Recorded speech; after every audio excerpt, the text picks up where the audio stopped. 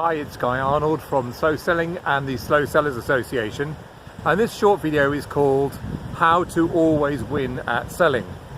Now, everyone's selling, everyone wants to win, everyone wants to get their way. If you're a leader, you want your business to improve and grow and make more sales, whilst at the same time being easier to manage, I guess. If you're a manager, you want your teams, your people to do what you want them to do. You want to be able to negotiate and get the results you want. And if you're a sales individual, you want to continually get better results and win that sale. So these principles apply no matter what your situation, what you're trying to achieve. You always want to win. You want to get your result. You want to win at sales. Now, the reason why we want to win at the sales goes back to our hunter-gatherer origins. So here I am on the banks of the beautiful River Tean in Devon, where the hunter-gatherers would be fishing. So the hunter-gatherer wants on the hunt to always get the fish, get the mammoth, whatever it is. They always want to succeed. It's the same thing. In sales, we always want to succeed. We always want to get the result that we want. But those hunter-gatherers were a bit brighter than us. They knew that this was impossible. It was not always possible to win at sales, to win at the hunt. And probably 1 in 3, 1 in 4 they perhaps would get, but they would always celebrate. Did they give it their best effort? Did they do what they needed to do? Were they remarkable? Have they increased their skills? And so the same should be true for you in sales, because if you have this erroneous belief that you always want to win, you always want to improve, you always want to get a new customer, you always want to get the result from the negotiation you want, if you have that belief, then it's going to be stressful and it's going to make you underperform, because bad stress always makes you underperform. And it's unrealistic. You can't always win. You can't always get your own way. You can't always sell to that customer. You can't always find the mammoth and kill it.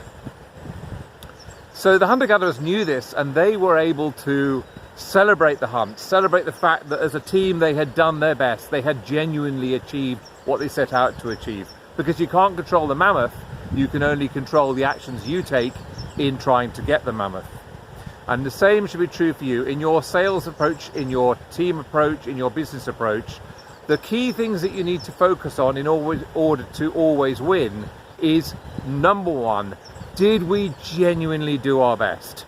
Number 2, did we deliver a remarkable result whether we got the outcome we wanted or not? Were we remarkable in what we did? And also number 3, although this isn't in my blog on this subject, number 3 is, did we continue to improve? Did we learn from whatever result we got that helped us improve our skills, learn and grow, and improve the likelihood of achieving the win tomorrow? Now, if we then suggest that true winning is about doing these 2 or 3 things, it's about giving it your best shot, it's about being remarkable no matter what, and it's about learning and growing, then we can always win at sales. We can always win in every situation we have, because that is what true winning is about. And if we do that, then of course we are much more likely to win in the other way. We're much more likely to get the outcome that we want. We're much more likely to find and kill the mammoth, so to speak. Now, okay, so that sort of makes sense, and it's pretty mad to expect any other way, yet many sales managers do expect it the other way. And sorry, sales managers, if this is causing you a heart attack, this sort of video, but it's true. We can't always get the result we want. We cannot always win. We can't always achieve exactly what we set out to achieve. So how do we actually take advantage of this? What do we actually do to make sure that we always achieve the 3 things that we've mentioned? And I think the key here is number 1 is to be very rigorous. What actually is the best result? What is the key things that we need to do? What are the key actions that we need to ensure we deliver whether we get the outcome or not? That's the doing your best. So we need to be rigorous, take lots of time to identify that. Number 2, were we remarkable? How can we measure remarkability? Who's going to judge our remarkability, and how will we know whether we've been remarkable or not? Hint, the person you're dealing with is probably the best one to judge your remarkability. And number 3, have we learned? Have we grown? What information did we get? How are we going to move forward and continue to improve from this?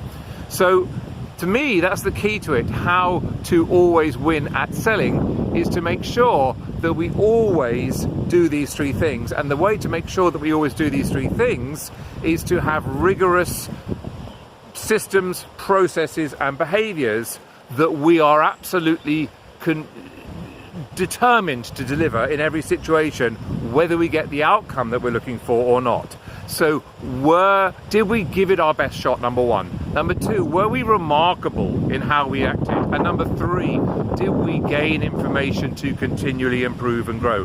Those are the three key things. Those are the three outcomes. And you need to put processes in place to make sure that you achieve those every time. And all of those processes need accountability, which means measures and ways of determining did we actually do it and what is the standards we expect.